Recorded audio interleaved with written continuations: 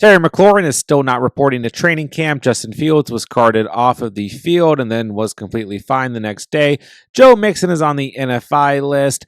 Treylon Burks is injured again. Matt Stafford has a sore back. None of the Niners wide receivers can seem to stay healthy, and Najee Harris is blind. Week 1 of NFL training camp was absolutely crazy. Let's break down some of the biggest fantasy football impacts from week 1 of training camp and the players that are seeing the highest rise in overall ADP. We've also got a hamstring injury to veteran wide receiver Justin Jefferson dealing with a hamstring strain. Nothing to panic about here. The Vikings are going to be very cautious with Justin Jefferson. This is very similar to that same injury we saw to Jahmyr Gibbs at the end of last offseason. He was completely fine last year. JJ will be okay. Nothing to be concerned about whatsoever. But this does and has led to a bit of an uptick in Jordan Addison's overall ADP because we're seeing a lot of clips of JJ McCarthy to Jordan Addison. We're seeing a good chemistry between these two players because Justin Jefferson is not out there on the training field. At the end of the day, Jordan Addison, we know the elephant in the room, right? He is facing a potential suspension to start the 2025 season. But if you guys have been following the season throughout the course of the offseason, you know that I've been very high on Jordan Addison at his ADP. So this makes me feel pretty good overall, and it's looking like all signs are pointing towards that potential suspension not being too drastic, 1 to 3 games in a worst case scenario. So Jordan Addison, JJ McCarthy, we're seeing some bombs down the field. We're seeing a lot of chemistry, a lot of passes between these two on the training camp field. And I think that's going to continue as long as Justin Jefferson is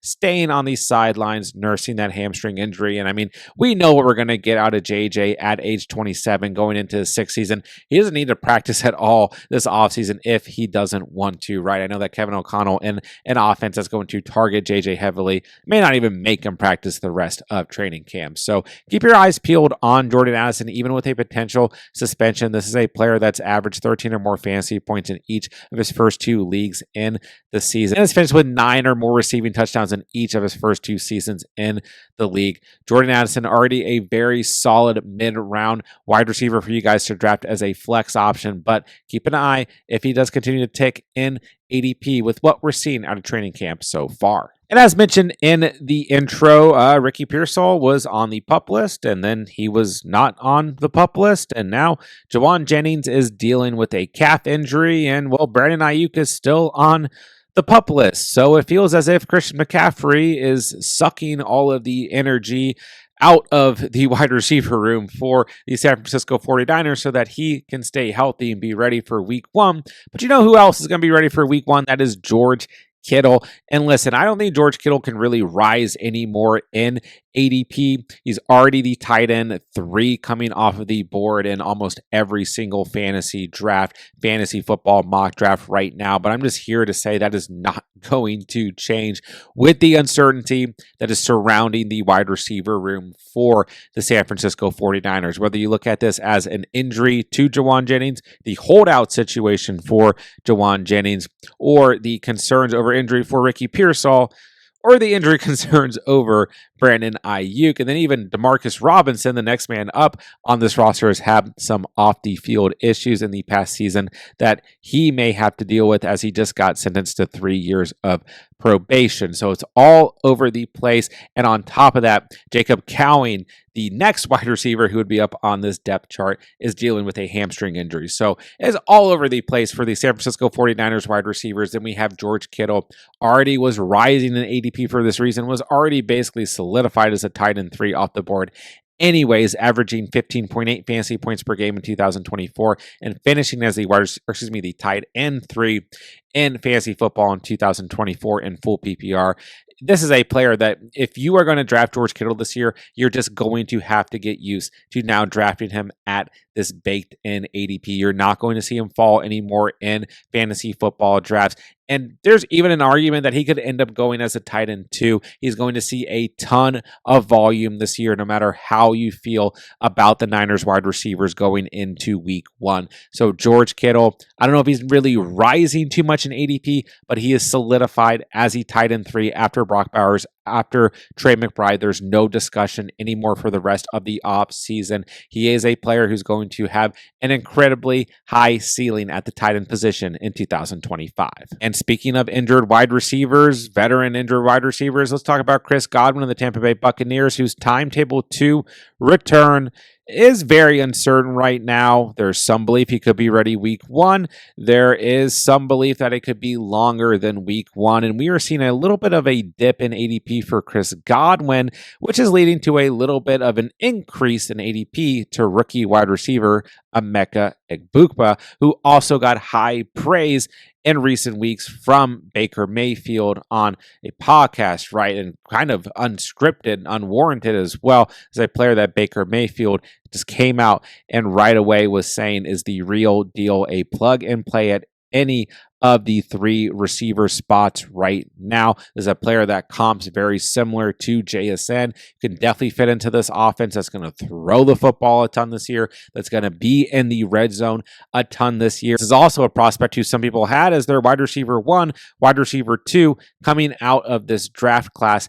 Anyways, just kind of landed in a position where he had a lot of competition, potentially 4 snaps this year. But if we do see Chris Godwin miss some time, and even if we don't, as much as I have liked Chris Godwin at his ADP, he's still an aging veteran coming off of an injury. Then you got Mike Evans, also an aging veteran as a wide receiver 1. There could be plenty of volume, if there is an injury to either Evans or a re-injury to Godwin in 2025, there could be plenty of volume for Emeka Egbuka. And even if those things don't happen, this is still an offense that's going to have a ton of volume in the passing game, especially with Baker Mayfield coming off of an MVP caliber type season. So the high praise from Baker Mayfield combined with the uncertainty surrounding Chris Godwin at the moment, we have seen that lead to a shift in ADP in Emeka Egbuka, especially in best ball formats. I'm seeing him being drafted a little bit more aggressively. So if you want a piece of this Bucs passing attack in 2025, make sure you are keeping your eyes peeled. We've also seen a lot of news out of Patriots training camp, and I do want to mention there have been some very positive reports around wide receiver Demario Pop Douglas having some great chemistry with sophomore quarterback Drake May. But we have also seen Stefon Diggs come out and just be making a lot of plays up and down the field. And I mean, you have to remember, Stefon Diggs, tore his ACL in October of last year, and he looks like he is good to go, not having any issues whatsoever stemming from that injury last year. And he is the wide receiver 1 here. Now, once again, I've seen some reports that are saying that Demario Douglas could be the wide receiver 1 for the Patriots this year. Don't get me wrong, I think there'll be plenty of volume for Demario Douglas in the slot, and I still think Kyle Williams could have some sort of role here as a rookie wide receiver. But at the end of the day, you got a lot of question marks at the wide receiver position on this depth chart, and I just don't think that Stefon Diggs, who still averaged 15.2 fantasy points per game in 2024, is going to end up being a question mark, and his ADP on Sleeper right now is 91.4 overall. This is a solidified wide receiver 1. Once again, could see some roles for other guys here, but Diggs is going to come in, be a security blanket type wide receiver, a red zone type wide receiver for Drake May in a season where a lot of people are already anticipating Drake May taking another step forward. This is a player he can draft as a wide receiver 4, a bench player that you can move into the flex, and you're paying a very low ADP for him right now. But I am seeing a slight tick in ADP right now for Stefon Diggs. Some people going out and drafting him with more confidence. So as we continue to see more buzz around Patriots training camp, make sure you guys are keeping your eyes peeled on Stefon Diggs, because he could end up being a huge value in 2025 fantasy football drafts. All right, Joe Mixon is expected to miss an extended period of time with a foot injury, and this is certainly not good whatsoever for those of you who already invested heavily in best ball drafts in Joe Mixon, coming off of a season where he was still very productive with the Houston Texans. And this is a very unclear report. We just have a report that he's dealing with a frustrating foot injury. This is obviously not good for a player who suffered, an ankle injury early in the season last year, who's already age 29 going into his 9th season.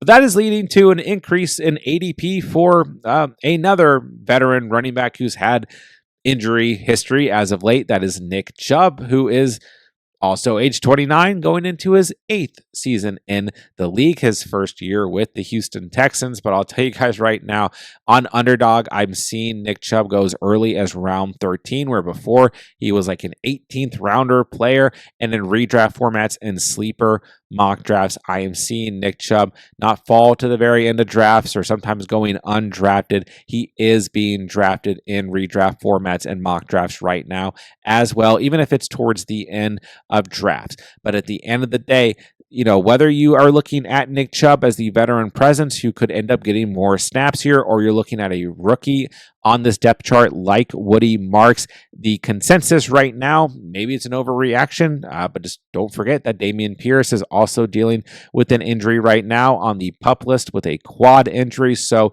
Woody Marks out of USC, the rookie for the Texans, or Nick Chubb, the veteran for the Texans, are the two more commonly drafted players right now at the end of fantasy football drafts and mock drafts for the Texans. And Joe Mixon is seeing a bit of a slide back. His ADP has been all over the place in the drafts and mock drafts I've been doing recently, but he's certainly not going in that range before where we were seeing him go with guys like Alvin Kamara and Kenneth Walker, so on and so forth. He's going like closer to where Aaron Jones is going in drafts and or later 7th or 8th rounds. Just depends on the draft you're in and how far he may end up sliding. So until we get more clarity on what's going on with Joe Mixon, you're going to see a rise in ADP for Nick Chubb and in deeper drafts, maybe even rookie Woody Marks. And last but not least, Darnold Mooney did sustain a shoulder injury. He's going to be out for a couple weeks. The report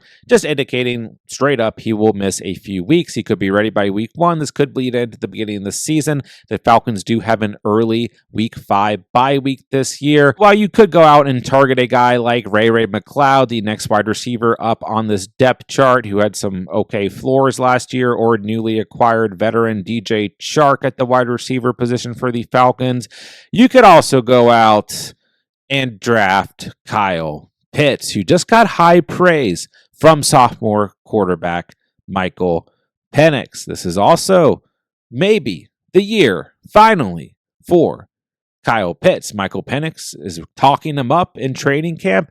He's lining up with the wide receivers, not just the tight ends.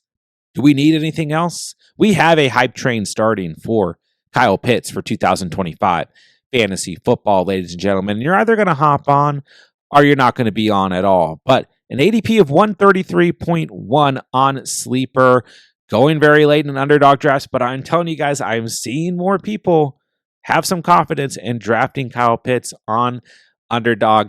And this is the type of mass hysteria that everybody loves in the offseason. Let's be honest. Once again, there are reports left and right coming out about Kyle Pitts, and this might finally be the year, ladies and gentlemen. And although he only averaged 7.7 fantasy points per game, once again, Michael Penix seems to love him in training camp.